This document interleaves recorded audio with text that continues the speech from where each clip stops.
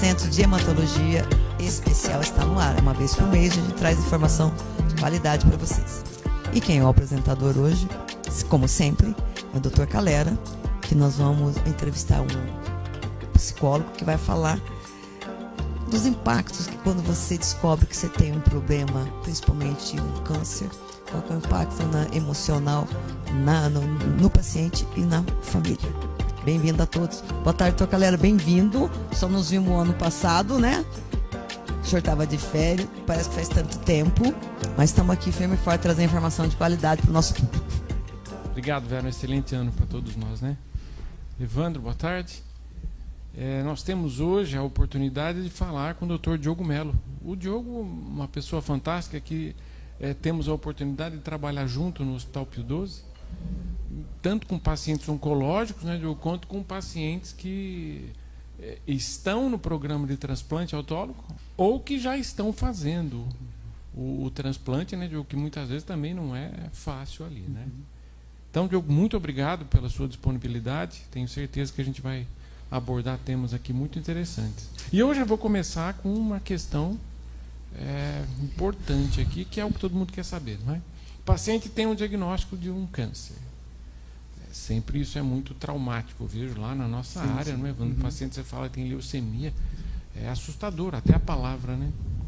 Qual que é o impacto disso? Como que o paciente chega até você? O que que ele sente? O que que naqueles primeiros momentos, como que a gente lida com isso? Tá. Primeiramente, eu gostaria de agradecer o convite, tá? Fico bem feliz de poder estar podendo partilhar um pouquinho minha experiência, né, no hospital e na experiência clínica, né? Eu costumo dizer que a primeira coisa que a maioria dos pacientes falam quando recebe o diagnóstico, né, diagnóstico oncohematológico ou de outros tipos de cânceres, né, eles falam que eles têm a sensação que o chão se abre, né, como se o chão se abrisse, né, e como se eu ficasse sem chão, sem base, né. Tem uma frase que eu gosto muito, né, não sei se todo psicólogo trabalha com uma abordagem, né, eu sou de uma abordagem chamada psicologia existencial, né. Tem uma frase de um pensador da minha abordagem que diz assim, né, existir é ser as coisas que me constituem. Então, eu sou pai, eu sou mãe, eu sou psicólogo, eu sou médico. O diagnóstico ele vem trazer uma ruptura justamente nisso, né? Então, vem trazer, por isso que elas têm essa sensação de como que se o mundo se abrisse, né? Poxa, como que eu vou exercer minha paternidade, minha maternidade, como que eu vou continuar meu trabalho. Então, eles têm essa sensação. É um momento muito disruptivo e que eu acho que eles precisam de um tempo para digerir mesmo, para elaborar tudo isso, né? Você acha que tem a ver com a finitude, assim, descobrir que fala, puxa, será que minha vida está no fim? Sim, com certeza. Eu acredito que o diagnóstico ele tem um estigma muito grande, né? O câncer, né? Se a gente for conversar com as pessoas mais antigas, né? As pessoas nem falavam o nome, né? Falava aquela doença, doença ruim, se eu falar me atrai. Né? Então existe um estigma muito grande, né? Se a gente pegar, por exemplo, somente antigamente, né? Como que a mídia retratava muitas vezes um paciente, lá, um personagem que tinha o diagnóstico. Quando ele estava na frente de um médico, o médico falava, olha, você tem um diagnóstico, né? Primeira pergunta que o personagem fazia é quanto tempo eu tenho de vida. Então, existe muito esse estigma, esse medo, né, da morte, né? E justamente o trabalho do psicólogo é trabalhar um pouquinho esse estigma, a representação social que o paciente tem, a família tem, né? Qual que é a experiência na família, né? Muitas vezes o familiar teve um familiar que também passou por um histórico de câncer, né? Trabalhar muito a questão da individualidade de cada um, cada diagnóstico é cada pessoa é uma nesse processo. Então esse é um pouco o trabalho, o desafio. Interessante. Doutor, tinha alguma pergunta? Boa tarde a todos, a audiência, aos colegas da mesa. Feliz ano novo pra gente, né? Feliz ano novo a todos. Vejo vocês. Precisamos. Desde o ano passado. o ano está começando hoje para ele, pelo jeito, né? Ainda estamos em janeiro. Então tá bom. Nós já estamos trabalhando faz tempo. O primeiro programa do ano. Fora, a rotina continua. Como o Fernando falou, a gente tem o prazer de trabalhar com o Diogo ali, né? A rotina cansativa do dia a dia, ele nos ajuda demais ali com os pacientes. Diogo, eu queria fazer uma pergunta. Na tua experiência, qual é o tipo, claro que varia muito, mas qual é a reação mais comum do paciente quando recebe o diagnóstico? Qual é a reação que você vê com maior frequência assim, na sua prática? Isso vai depender muito de cada paciente, mas existe assim um denominador comum, né? Mas vai depender da personalidade, vai depender um pouco dos antecedentes, né? Do histórico dessa pessoa, se ela tem histórico, né? Dos recursos adaptativos, emocionais, mas geralmente no primeiro momento é um estado de choque muitas vezes, né? Muitas vezes o sentimento de negação, né? Muitas vezes alguns profissionais, né, até eles falam, poxa, o paciente está em negação, mas às vezes a negação é quase que um para-choque emocional para aquele paciente ir se adaptando àquela experiência que é, né? Então, como eu falei inicialmente, né, a doença é uma situação que ameaça a continuidade da vida, principalmente as doenças graves, né? Então, o paciente ali muitas vezes ele fica num estado de negação, fica em choque, né? Ele precisa de um tempo para poder elaborar e entender tudo o que está acontecendo, né? Um fator, eu acho, que contribui muito para o diagnóstico, para o enfrentamento da doença é a comunicação, né? Lá no Pio 12, no hospital onde eu trabalho, eu tenho a oportunidade de estar acolhendo muitas vezes os pacientes que recém receberam o diagnóstico ou estão naquele processo de investigação diagnóstica, e a maioria, eles sempre falam, né, que a comunicação, a forma como foi falado esse diagnóstico, isso vai interferir muito no tratamento. E um fator também é o acesso às informações. Muitas vezes é uma situação nova, tanto para o paciente como para a família. Então, quanto mais aquele paciente tem acesso às informações claras, né, que você alinha as expectativas, a realidade, mais ele vai conseguir lidar melhor com o diagnóstico, com o tratamento. Doutor Calera, agora eu quero emendar, por exemplo, eu sei que o psicólogo não receita medicamento. Não. Mas, assim, a pessoa que está no tratamento, foi no psicólogo, e o próprio psicólogo disse assim, nossa, está numa depressão profunda, precisa entrar com medicamento, senão ela não vai resistir. Pode tomar o medicamento junto com a quimioterapia? Pode. Sempre a gente vai entrar em acordo com o colega, por exemplo, o Diogo, a gente conversa sempre. Então, a gente conversa, isso pode, isso não pode. Habitualmente ajuda e pode, né? Não há uma interferência, não é grande no nosso tratamento. Alguns, mas isso a gente acaba individualizando, não é? Isso é interessante, sim. Essas interações medicamentosas sempre têm que ser observadas. Porque, como o doutor falou, a reação de cada um, mas assim, não tem uma pessoa que não é impactada do lado negativo. A primeira coisa que você vai pensar, eu vou morrer. É a primeira coisa que vem no pensamento de todo mundo, né? Então, às vezes, realmente, com tratamento, conversa, com sessões, mas tem gente que vai ter que entrar no medicamento. É por isso que eu perguntei se pode. O tratamento, né, do oncológico é feito numa equipe multidisciplinar, né? Então, existe...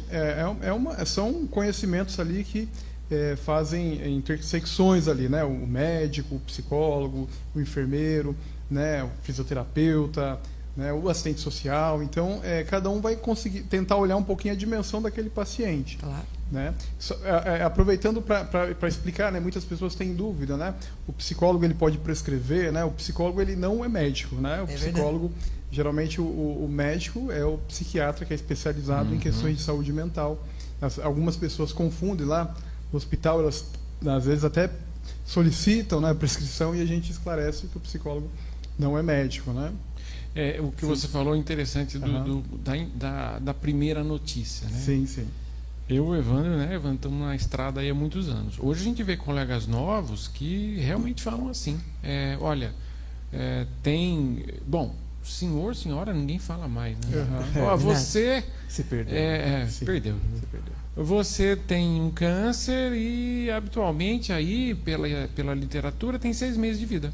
Sim. Ué, se falar isso para nós, qualquer um de nós ia sofrer. Desaba, não é? Com certeza. Você desaba.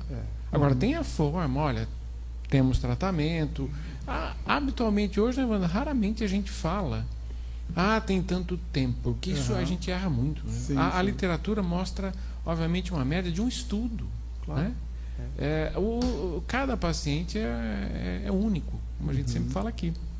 Então, você vai amadurecendo na carreira, a gente não fala mais tempo. Olha, não sei. O que importa é que a gente vai tratar e vai dar todo o apoio, né? Mas o médico sabe quanto tempo tem? Mas, Vera, pela literatura a gente até tem uma ideia. Mas qual o impacto disso? Para quê? Eu verdade. quero estimular o paciente, que ele vá para frente, não é que ele encare aquele desafio. Esse também é o nosso papel. É que a gente tem o conhecimento técnico para colocar um medicamento ou um conjunto de medicamentos e como que a gente vai seguir. Mas eu, pelo menos para mim, não gostaria de falar, tem tanto tempo. Esse tipo de abordagem não ajuda. E tem uma frase, é um chavão já, que a medicina é a ciência das verdades transitórias. Né? Então hoje você fala, com os estudos atuais, o senhor, não, a gente tem 6 meses de expectativa, só que em 6 meses aparece medicação nova, às vezes muda todo o paradigma do tratamento. Então a gente erra muito, eu acho que é até uma prepotência você tentar estimar tempo. Isso é um modelo externo, né, de alguns países que são mais frios no trato com o paciente. Ali, o cultural, a cultura é diferente aqui no Brasil. Então, você tem que dar um apoio para o paciente. Uma coisa interessante que o senhor falou da transitoriedade, né? É interessante que, quando vocês perguntaram quais são os impactos emocionais, né? Muitas vezes, esse diagnóstico ele vem em determinada fase da vida daquela pessoa, né? Então, é aquele senhor, né, que acabou de se aposentar e, de repente, olha, eu vou desfrutar agora minha aposentadoria e, de repente, descobre um diagnóstico. Verdade. É aquele jovem recém-casado, né, que de repente descobre um diagnóstico, né? Então é muito importante, assim, né, a gente que é da área da psicologia, tentar entender um pouquinho em que fase da vida, em que momento da vida aquele paciente ele recebeu esse diagnóstico. E isso também vai repercutir no modo como ele vai lidar com esse diagnóstico. Sim, né? Com certeza. Como é que fica, Diogo, temos uma abordagem do paciente, a família. Também tem ferramentas para a família? É comum você chamar familiares junto com o paciente? Ou separado, explicar coisas diferentes? Como é que funciona isso? Não existe muito uma regra, assim, né? Geralmente, num primeiro momento, né, falando, por exemplo, do atendimento ambulatorial, né, quando eu recebo pacientes da oncohematologia, da oncologia, né, ou da cardiologia também, né, geralmente eu atendo a família. Às vezes o paciente também ele vem com estigma, né, do profissional da saúde mental, né? Muitas vezes, vou dar um exemplo. Uma vez eu fui atender um paciente da cardiologia, o paciente falou: Diogo, peraí, você é o psicólogo, meu problema é no coração, não é na cabeça, né? Então, às vezes a gente precisa chamar a família para desmistificar um pouco, né? Mas também depois, no decorrer do tratamento, é importante atender individualizado, até porque cada um vai lidar ao seu modo, né? Sim. Mas a gente sempre trabalha com a família é o nosso aliado ali, né? Principalmente para alinhar as expectativas, a realidade, né? O familiar ele vai contribuir para isso, né? A gente percebe muitas vezes que o familiar ele é eleito como referencial no cuidado, ou ele mesmo se elege, ou a família elege ele, ou tem pacientes que a família né, é uma coisa nova, uma situação nova, né? A família não participa, então a gente tenta sensibilizar. Muitas vezes eu acolho familiares que estão ali quase que exauridos, cansados, e a gente tenta ajudar eles a pensarem, né, em dividir responsabilidades, né, trazer para o circuito novos familiares. Então é um trabalho, a família é muito importante na participação também do tratamento. Eu diria que sei lá, 50%, 70%. O senhor sabe que você falou um negócio de cirurgia do coração, não vou falar o nome, mas é um médico amigo da minha família e ele fez cirurgia do coração. A gente acha que é médico, ele também não pensa igual a gente. Porque todos que fazem cirurgia do coração ficam muito choroso depois. Sim. Mexe com alguma coisa, acho que o coração tem a ver, agora falando como leiga. Não tem um paciente que não fica choroso depois da cirurgia do coração. Você vai visitar, a pessoa chora o tempo todo. E esse médico ficou assim, parou de trabalhar, inclusive. Depois ele retornou. Mas foi impactante para ele também. Isso talvez tenha uma relação, o fato da nossa cultura, né, ser o coração, né, o sentimento. É verdade. Né, para outras culturas, outros órgãos, né, representam. Né, mas para a nossa cultura ocidental, o coração é ali o epicentro das emoções, dos afetos. Então, muitas vezes, o paciente, principalmente homens, né, eu vejo muito na cardiologia, né, homens têm um pouco essa dificuldade de ser cuidado, né, de se permitir ser cuidado, da perda da autonomia. Eu tento explicar, olha, esse processo é transitório, né, logo o senhor vai se recuperar. Então, geralmente, os homens, né, eles lidam um pouco por conta dessa cultura de homem não falar, não solicitar ajuda. Tem que ser forte. Ser forte, né? E, geralmente as mulheres elas têm mais tem um fator protetivo que é a comunicação, elas explicitam mais suas emoções, elas pedem ajuda, né? Elas têm mais redes de apoio, assim, Verdade. né? Doutor. Isso você vê na prática na mesmo. prática. né? Sim. Que interessante. Geralmente os homens, quando eles solicitam, né, o atendimento lá em loco, nas unidades, porque lá no hospital eu não tenho um setor fixo, né? Eu participo de praticamente todos os setores. Mas geralmente os homens têm um pouco mais de resistência, né? Mas depois, né, que você mostra um pouco de cuidado, atenção, escuta, eles, de maneira geral, eles se abrem, eles pedem ajuda, eles, né, falam os medos que eles têm. Qual né? hospital que o senhor fica? É no Pio 12, no Hospital Pio 12. E se chegar um paciente lá para ser encaminhado para cirurgia, ele passa primeiro pelo assistente social e pelo senhor para depois ir ou não, só se ele precisar? A princípio, né, todo paciente seria interessante ele fazer um pré-cirúrgico, uma avaliação psicológica, né, dos fatores psicológicos pré-cirúrgico. Mas assim, a gente não consegue abarcar todo mundo. Então acaba que a equipe ela elege assim os pacientes já que já tem um histórico ou que estão apresentando alguma questão emocional, né? Então eles apontam esses pacientes. Mas a princípio seria legal que todo paciente, né, num plano ideal, passasse por uma avaliação Você psicológica. tem uma ideia, Vera? No Pio 12 a gente tem lá o serviço de transplante de medula, que é o que a gente faz. Sim. Né? Nós atendemos, eu faço uma primeira consulta e vou ver vários aspectos, né? Inclusive tentando sentir se o paciente vai tolerar, Exatamente. porque a internação não é fácil, não é? Sim. É um procedimento factível, mas incomoda. O paciente fica num quarto, é um quarto próprio que tem uma filtração de ar para não dar infecção, mas o preço que você paga disso, o quarto tem que ficar lacrado, né? A janela não abre, né? Você não perde essa pressão. O ar é filtrado e ele devolve, o aparelho devolve o ar no quarto com uma certa pressão, para que quem entre não leve nada para o paciente. Sim. Então, se você abre a janela, essa pressão se perde. O ambiente já é o propício ambiente- para ele ficar depressivo, né? Ficar isso, fechado, então né? pode. Aí no transplante a gente consegue, Sim. né, Diogo, ver Aham. todos os casos antes do transplante. E aí ele sai da consulta, eu vou ver esses aspectos da quimioterapia, tudo, e em seguida o Diogo vem e fala com o paciente. E aí, às vezes a gente troca informação, né, Diogo? Ó, esse aqui vai ser difícil, Uhum. esse vai muito bem, esse já conhece.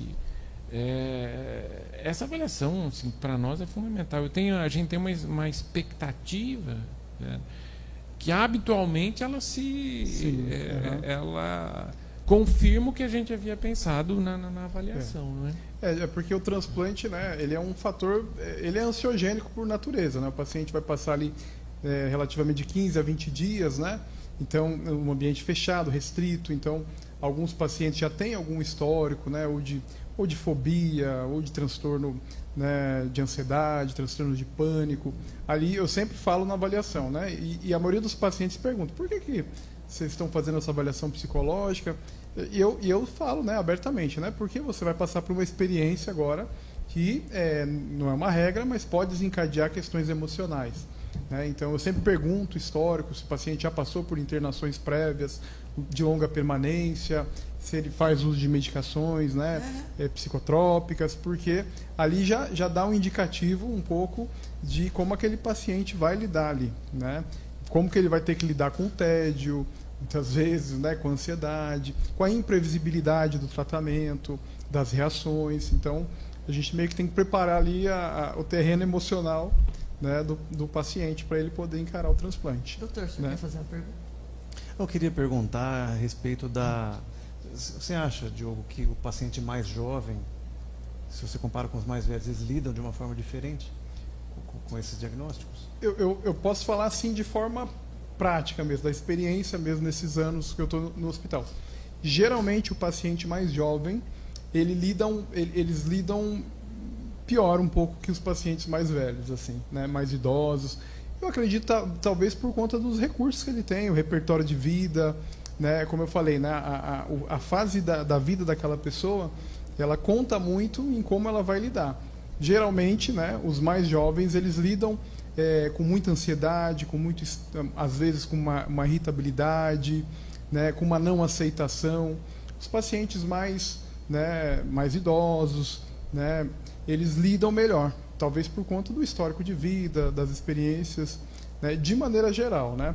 E eu percebo também que as mulheres, elas lidam um pouco melhor, né? Por mais que elas tenham mais demandas, assim, no sentido de solicitar o atendimento da psicologia, mas elas pedem ajuda, elas se expressam, elas explicitam os seus medos, né? Geralmente aquele jovem, ele fica mais embotado, ele tem mais dificuldade de se vincular com a equipe ou com o psicólogo, né? Uma coisa que eu percebo, né? Às vezes Na a prática. mulher até lida melhor justamente por solicitar mais. Exatamente, porque Tenta ela entender melhor, né? Isso. Como lidar com isso. Exatamente. E eu acho que essa cultura, né, de que a mulher ela tem esses espaços em que ela não vai ser É julgada. a mulher mais forte, desculpa. Sim. Eu tô contra 3 homens. Entendi. Vera, a mulher é mais forte. É mais forte. Eu não vivo sem. O doutor, eu queria perguntar uma coisa pro A senhor minha também. não largo. Psicólogo ou a mulher? Os dois. Eu queria Mas perguntar. a minha eu não largo. Tá certo. Vocês dois que lidam Eu com também isso. não. É um caso famoso que todo mundo acompanhou da Isabel Veloso, né? Uma menina jovem que teve um câncer e ela faleceu, acho que um mês atrás, sei lá. Eu queria primeiro que o doutor Calera, um doutor que trabalha junto aqui, falar o que é uma remissão, que ela estava em remissão. Ela enfrentou todos os desafios, engravidou, que ela tinha um sonho de ser mãe, teve um bebê, né? E depois ela precisou de um transplante de medula pela segunda vez e o pai foi o doador e ela aí não aguentou, ela faleceu no hospital. Eu queria que vocês comentassem sobre. É uma menina de muita força. Olha, Vera, algumas doenças na nossa área da oncohematologia, vou falar, por exemplo, linfomas. Né? Linfoma é um tipo de tumor aí, de câncer que a gente trata. Se você faz o tratamento do linfoma, né, o paciente entrou em remissão, que nós chamamos. Então, a doença não existe, nós não conseguimos mais detectar a doença. Se esse paciente permanecer durante 5 anos sem essa doença, sem algum indício que a doença voltou, aí nós chamamos cura. Então, 5 anos. A remissão, ele não toma mais medicamento nenhum, parou? Não toma, vai ficar só em acompanhamento. Mas veja, nesse período de 5 anos, a gente ainda não está falando em cura. Ah, tá. Nós estamos falando em remissão. Leucemias agudas, por exemplo, nós tratamos, em geral dura 1 mês ali o tratamento inicial, nós fazemos alguns exames para detectar se tem a leucemia. Se ela não tiver mais, esse paciente está em remissão. Então, a remissão é isso. Foi proposto um tratamento e essa doença foi exaurida. Tiramos a condição da doença permanecer no paciente ou estar numa forma que a gente chama ativa, ou seja, prejudicando o paciente. Então, Não é que ela não está respondendo mais o tratamento, ela entrou em remissão porque já não detecta mais. Isso. Ela respondeu ao tratamento. Tá. Isso. Ela respondeu, por isso que ela entrou em remissão. Então, remissão tem a ver com, mais ou menos assim, grosseiramente, ausência de doença. Ausência de doença. Explicado. E vou aproveitar esse gancho que o Fernando comentou. É uma situação, né, muito diferente, né, Diogo? Você internar, passar em consulta com você, com toda a equipe, para um transplante que é eletivo, e as leucemias agudas, que a gente pega ali. Uma situação, eu queria que você falasse um pouquinho como é que você vê isso, porque a leucemia aguda é uma urgência médica. Você interna a pessoa, não, mas eu tenho que trabalhar. Você fala, não, você não vai. A gente puxa a pessoa para dentro e fala, você vai internar. E você vai tirar ela da vida dela durante alguns meses, às vezes. Como é que você vê esses casos? Que a internação é abrupta, é de urgência, e a pessoa em geral tem filho, tem trabalho, jovem. Muito mais difícil, né? É mais difícil porque é um processo de adaptação, né? E o tratamento da leucemia, né? Ela é um tratamento que, por mais que os médicos, né, a equipe expliquem assim detalhadamente os pormenores, é um tipo de tratamento que eu percebo no acompanhamento que o paciente vai aprender, vai entender no processo, assim, as fases do tratamento.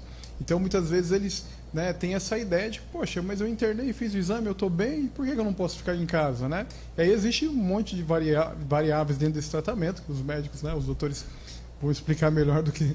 Mas é difícil explicar para eles que, olha, existe um processo aí. Então, nesse primeiro momento, até a primeira quimioterapia, muitas vezes eles relutam, né? Eles barganham muito a necessidade de ir para casa, né? Muitas vezes eles projetam, às vezes, a raiva, a indignação, né? Lógico, né? Ninguém, né, tratou de forma desrespeitosa, mas aí depois, no segundo momento em que eles percebem que é um processo, né, de quimioterapia, depois internação, tem as fases. Aí eles começam a entender, assim, aí eles baixam a guarda, né? Mas aí nesse momento o atendimento ele é mais intenso mesmo. Aí eu preciso estar acompanhando, né? Inclusive também a própria família, né? Elas trazem bastante críticas, assim, no sentido de dúvidas, e eu sempre oriento, né? Eu participo também das comunicações. Às vezes os doutores eles vão chamar a família para conversar, o paciente eu sempre estou participando ali também, né? Então é desafiador, porque né? não é uma coisa programada. Exatamente, né? não Você é uma desmonta coisa, a vida da pessoa subitamente ali. Exatamente, né? Como eu falei, né? Muitas vezes o processo do adoecimento é uma ruptura, né? Ela entra num momento da sua vida em que você, né? Por exemplo, eu tive um paciente que ele falou, cara, eu estou no auge da minha vida, agora que eu consegui estabelecer minha empresa, né? Minha esposa está grávida, eu estou no auge, né? E de repente, aí é esse trabalho, né? De psicoeducação, né? Dizendo que, olha, agora talvez a sua maior urgência é o tratamento, é a sua saúde, não que as outras coisas não são importantes, mas elas vão ficar meio em suspensão, né? Então esse trabalho aí é diário mesmo de sensibilização, né? De psicoeducação, que a gente vem tentando fazer lá. Né? É um desafio para nós, o Ivano comentou bem. Por exemplo, vamos falar novamente das leucemias, que talvez sejam as doenças assim, talvez mais agressivas aí dentro da oncohematologia, e que exige muito tanto do paciente, da família e da equipe médica. E muitas vezes você explica o que está acontecendo. Exatamente. Mas é muito dia a dia. Exatamente. O quadro do paciente hoje está estável, né? Mas você fala, olha, está tudo bem. No dia seguinte não está mais. Ele está com febre, tem alguma infecção. O doutor Machado falou que estava bem. Ontem estava realmente muito bem. Mas evoluiu, porque nós tratamos doenças, Vera, que não permitem que o sistema imune fique intacto. As doenças do sangue vêm ali da medula óssea, a parte interna do osso. E é exatamente o ambiente onde se forma todo o sistema imunológico. Então, os nossos pacientes têm um grau de deficiência do sistema imune. Isso favorece infecções, favorece outros fenômenos aí que muitas vezes hoje está bem, não é, Ivan? Mas no dia seguinte não está. É por isso que acaba. O paciente às vezes se descontrola, não é? É difícil também para a equipe. E aí, muitas vezes até por segurança, né?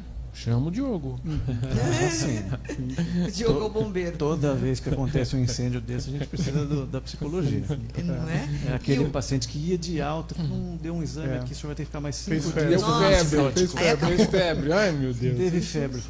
Tem um paciente que uma vez ele falou para mim, mas por que esses médicos têm tanto problema com febre? Eu não posso fazer febre que muda tudo, né? Eles ficam tudo maluco.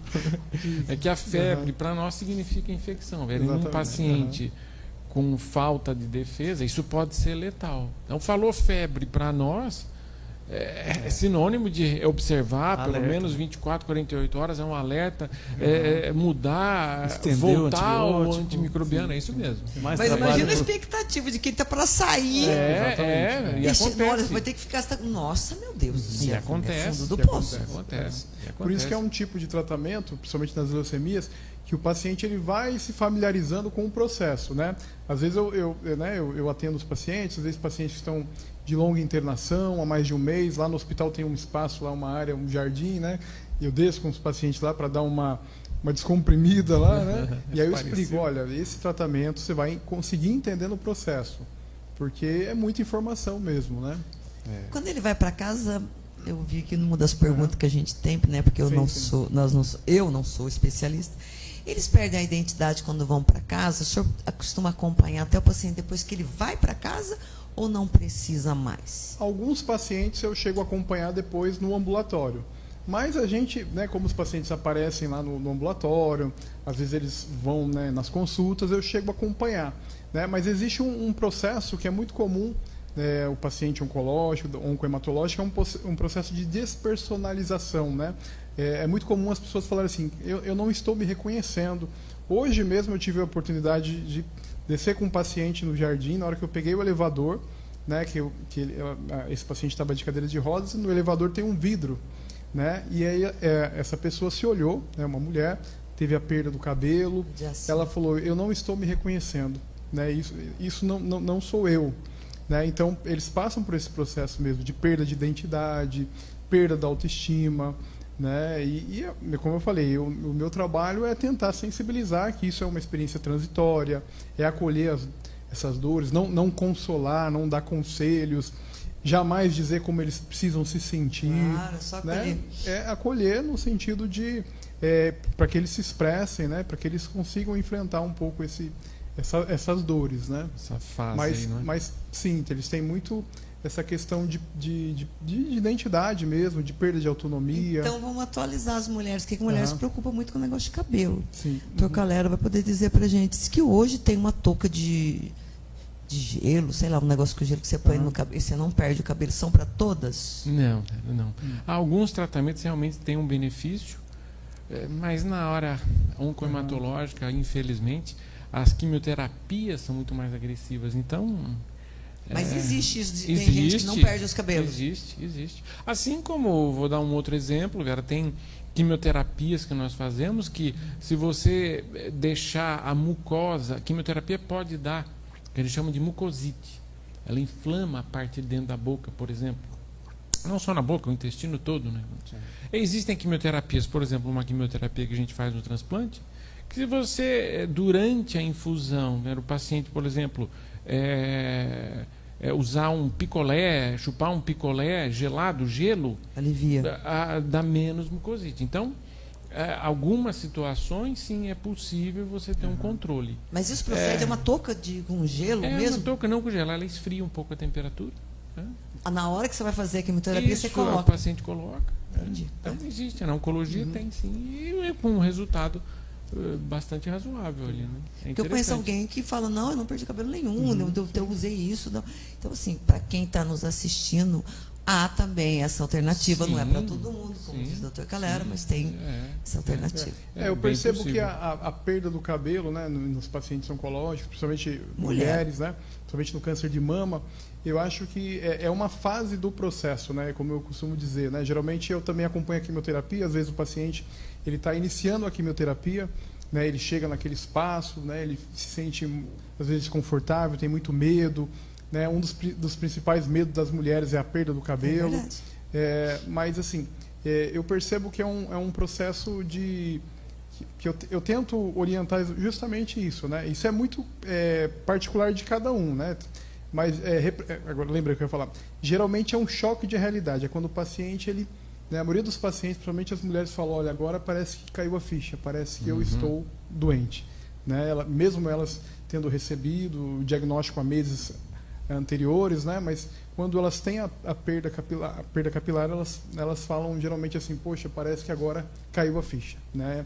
É um choque de realidade, é um luto também, né? Porque não deixa de ser a imagem corporal, a imagem de si, né? Ai, credo. Pelo amor de Deus, tomara que descubra a cura logo. Hoje já não se morre tanto de câncer, mas a galera cansa de falar pra gente que está uma vez no mês fazendo. Hoje tem esperança. Você não vai dar um diagnóstico, mas não é uma sentença de morte, mas graças a Deus, né? Sim. E como o doutor falou, a medicina evolui. Hoje eu te dou um diagnóstico, amanhã já tem uma coisa nova que a gente pode, né? Vai mudar o diagnóstico. Em breve, em alguns cenários, a gente já tem isso, né, Fernando? Tratamentos que não usam mais quimioterapia. Olha que isso está devagarinho chegando na nossa rotina. Então, essa questão da queda do cabelo, que o Diogo falou, é muito importante para a mulher. Para a mulher, tudo. Né? Então, é uma coisa que gradativamente, cada vez mais doenças, a gente vai ter opções sem essa complicação. Eu vou contar uma experiência nesse contexto. O Evandro sabe, e nós já tem uma certa idade, né? É duro isso admitir, mas tem, né? Mas o tempo é assim mesmo, né? O envelhecimento faz parte, não é? Sim. Eu trabalhava no HC, em Ribeirão Preto, a gente fazia transplante de medula para uma doença que chamava leucemia mieloide crônica. A unidade de transplante só se transplantava leucemia mieloide crônica, praticamente. Uma doença era importante, dá em jovem, em mais idoso, era só isso. O tratamento evolui, né? Surge uma medicação via oral, um comprimido, bloqueia a mutação da doença e a doença some. Então você imagina, assim que entrou essa medicação no mercado, foi aprovado, e depois essa medicação até foi aprovada no SUS, posteriormente, isso foi um avanço, a unidade de transplante sumiu, não tinha mais nenhum paciente. Porque o que você usava, um procedimento altamente complexo, que é o transplante de medula, não usa mais. Usava um comprimido. E tem ainda esse comprimido? Sim, é o que é usado hoje. Ele tem várias gerações. Olha que E beleza. trata com comprimido. Então, é aquilo que a gente estava falando, a quimioterapia é um desastre? Não. Essa quimioterapia-alvo, como o Evandro falou, não é um comprimido. Resultados muito bons, pouquíssimos efeitos colaterais. Quando tem, a gente pode trocar para um parente, um primo Sim, mais rico, sim. do ponto de vista de benefícios, né? Sim. É um outro medicamento do mesmo grupo, e os efeitos passam. Então, assim, há muita evolução nisso, sem uma agressão plena. Óbvio, não é para todos, algumas doenças têm isso, outras não, mas na nossa área isso avança muito, né?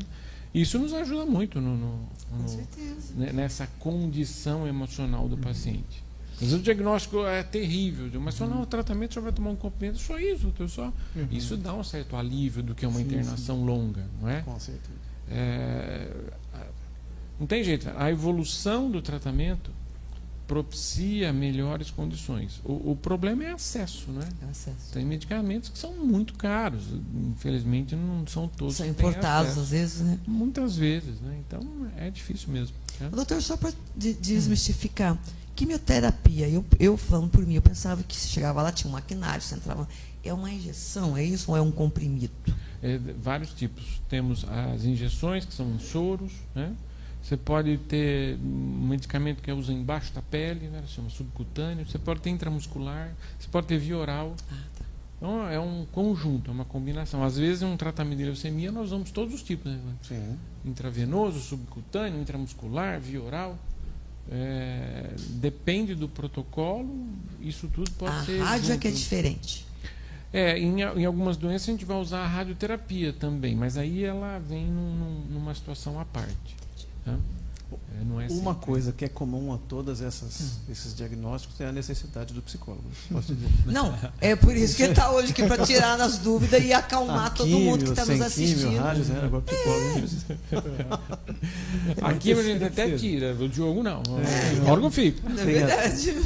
Até tem doenças, né? Não sei se o Diogo já chegou a ver esses casos, que a pessoa tem, a gente tem isso em alguns tipos de leucemia crônica, eventualmente alguns linfomas, você comentou da moça, né? Youtuber, mas tem doenças que a gente, mesmo sendo uma leucemia ou linfoma, a gente não indica tratamento porque a doença é tão lenta que você pode aguardar sem fazer nada. Verdade. Não sei se o Diogo já teve experiência com esse caso. Já Porque é uma ansiedade do Uhum. paciente. Como? O doutor falou que eu tenho um linfoma, uma leucemia, não vou fazer nada. Não vou fazer nada, essa doença aí. Sim. Eu fiz químio 2 anos, meu Deus, agora ele suspendeu tudo. Como é que eu vivo agora? Você já pegou esse tipo de paciente? Já peguei esse tipo de paciente e também o contrário, né? Paciente que não gostaria de fazer, né? Tem pacientes que, né, por conta da trajetória, né, das internações, ele fala, não, olha, eu não gostaria de dar continuidade ao tratamento, né? Alguns, né, até decidem, né, livre espontaneamente, mas na maioria dos casos a gente tenta trazer, sensibilizar para a importância do tratamento, traz a família também acaba ajudando o paciente a dar continuidade no tratamento, né? Até porque o paciente muitas vezes ele se sente muito impotente assim, né, dentro do tratamento, né? Ele é atravessado muitas vezes pela doença e ele se sente ali meio que impotente realmente, né? Aí é normal essa rebeldia. Às vezes sim, né? E a gente sempre orienta, olha, você vai ajudar, né? Você vai ajudar se você se ajudar. Quanto mais você se abrir, né, ao tratamento, às propostas, às condutas, né? Quanto mais você tiver clareza, direcionamento, mais você vai estar ajudando ativamente no processo, né? Ele é um protagonista do tratamento. Mas eu já acompanhei pacientes assim, que questionam, né? Mas por que né, às vezes eles internam junto com um paciente que tem a mesma doença e falam, por que o outro fez o transplante e eu não fiz? Né? Por que o outro foi fazer o transplante lá no interior de São Paulo e eu estou aqui ainda, né? Os médicos estão me segurando por quê, né? E aí a gente tenta fazer essa mediação, né? A gente leva essa dúvida, esses questionamentos para o médico vai lá e esclarece para o paciente, para a família, né? Diogo, um tema muito a gente lida, né? Principalmente no pós-tratamento, às vezes no intra, no tratamento quando é longo, é um tema muito sensível, até difícil, muitas vezes, para cada paciente, que é a libido. Muitos pacientes, né, acabam nos procurando, por exemplo, pós-transplante. Eu faço a consulta pós-transplante, falo, sua medula está funcionando, houve a recuperação das defesas, está tudo bem. O paciente, que bom, eu estou bem, já realmente estou voltando a comer, estou engordando. Aí ele fala, doutor, e a parte aí com a minha esposa, eu posso voltar porque está bem difícil. E é mesmo, né, Evandro? A quimioterapia em altas doses, há uma disfunção mesmo. A gente costuma falar que é temporário, em geral é. Sim. Quando o paciente tem condições, a gente dá suporte medicamentoso. Tá? Mas esse tipo de queixa chega até você? Como lidar com isso? Até para a gente aprender também, e os nossos ouvintes aqui, né? Os telespectadores. Geralmente, sim, né? Geralmente os homens eles têm um pouco mais de dificuldade de falar sobre isso, né?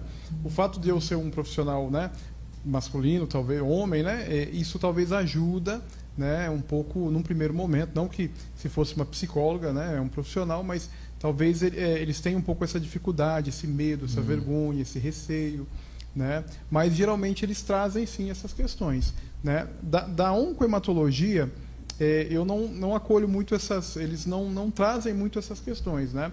É mais quando eu estou tratando os pacientes mais ligado ao câncer de próstata, então isso é a questão central. Eles vêm no atendimento, na consulta, falam sobre várias situações, aí no final, doutor, eu estou com um probleminha aqui, não sei se eu falo, né?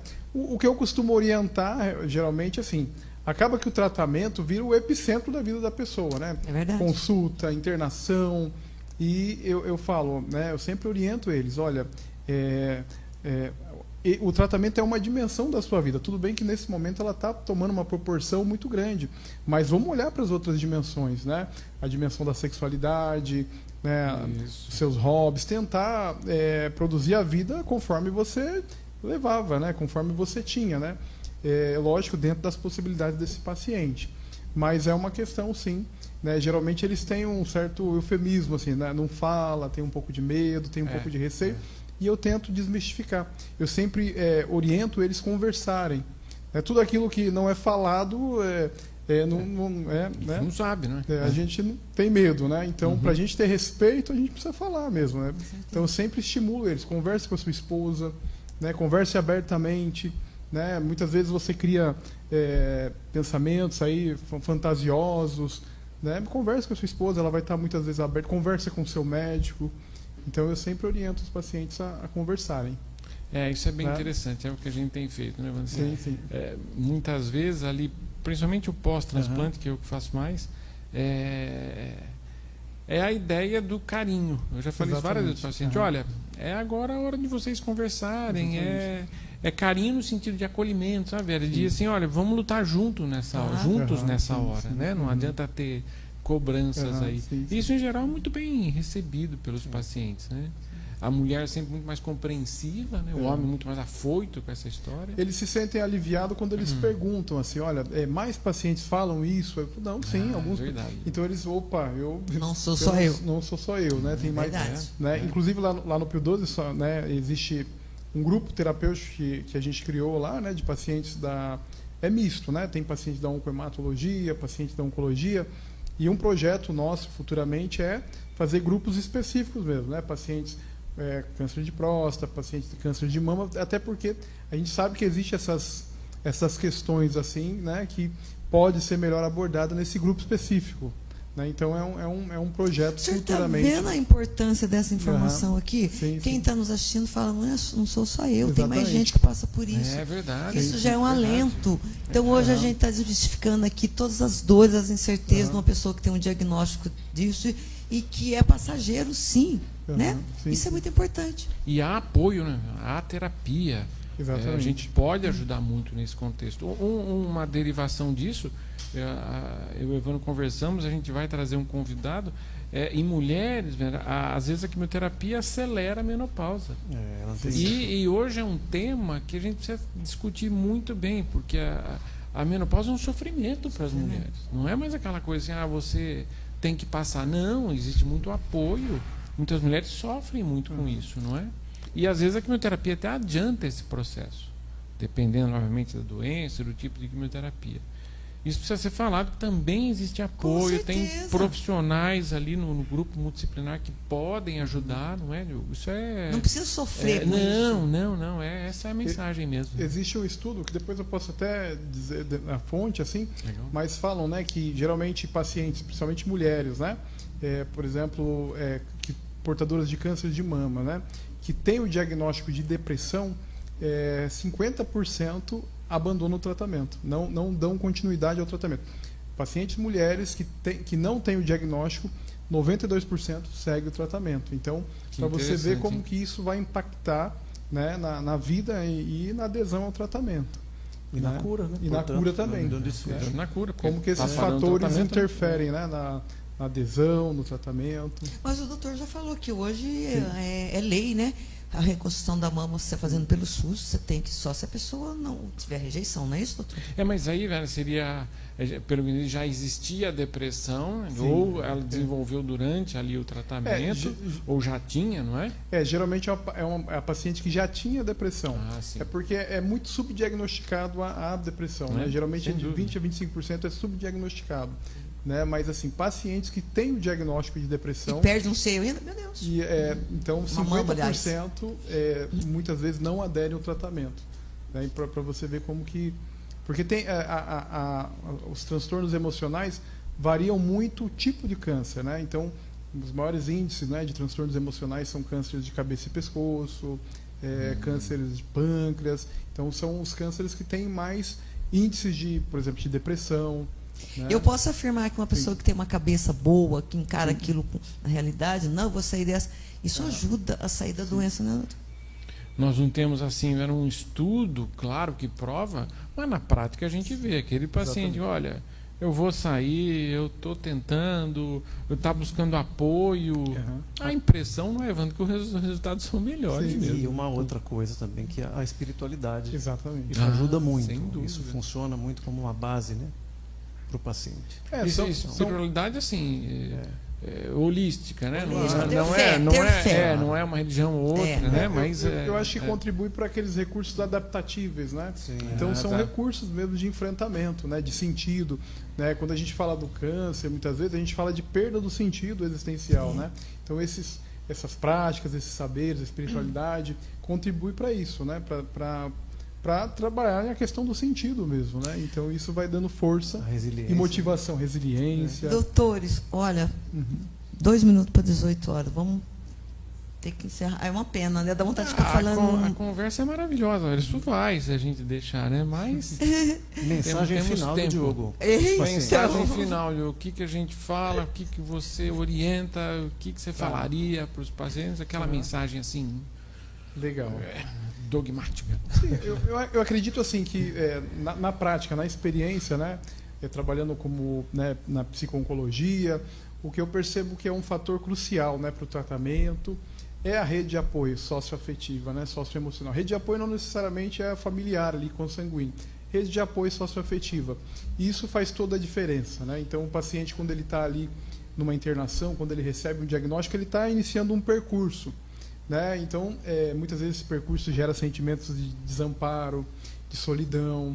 Né? Eu lembro, nunca vou esquecer de uma paciente no TMO que ela falou para mim, era uma paciente bastante religiosa, eu percebi ali pelos símbolos que ela tinha, ela falava, olha, Diogo, para mim o transplante é como se fosse um deserto, sabe o deserto, aquela parábola do deserto? Eu estou passando por um deserto, né?